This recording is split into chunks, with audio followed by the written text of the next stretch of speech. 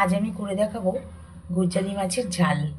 গুরজালি মাছের ঝাল করতে লাগছে গুরজালি মাছ, ধনে পাতা, পেঁয়াজ কুচি, আর লাগবে আদা, কাঁচা লঙ্কা, টমেটো, জিরে গুঁড়ো, ধনে গুঁড়ো, গরম মশলা।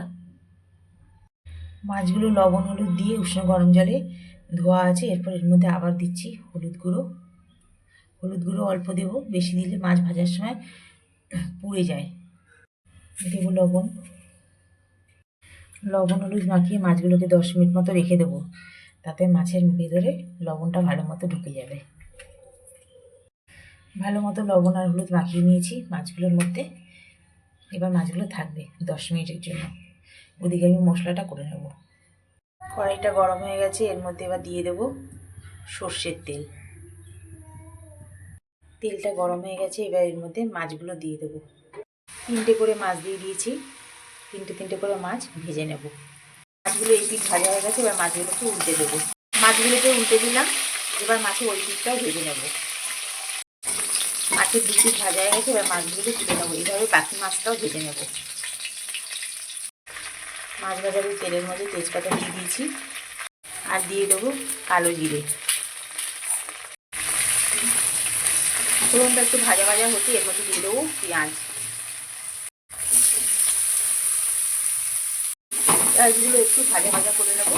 পেঁয়াজের মধ্যে একটু লবণ দিয়ে দেবো, তাহলে পেঁয়াজটা তাড়াতাড়ি ভাজা হয়ে যাবে। দিলাম লবণ। পেঁয়াজটা ভাজা হয়ে গেছে, এর মধ্যে দিয়ে দেবো আদা, কাঁচা লঙ্কা, জিরে গুঁড়ো, ধনে গুঁড়ো, আর একটা টমেটো পেস্ট। দিয়ে দেবো হলুদের গুঁড়ো, দিয়ে দেবো লবণ। এরকম কষে এসেছে, এরকম কষিয়ে নিয়ে এর মধ্যে দিয়ে দিতে হবে সর্ষের তেল। এবার এই তেলটাকে মিশিয়ে নেব। তেলটাকে দিয়ে আর 5 মিনিট রেখে, 5 মিনিটও না, এবার এই তেলটাকে মিশিয়ে নেব।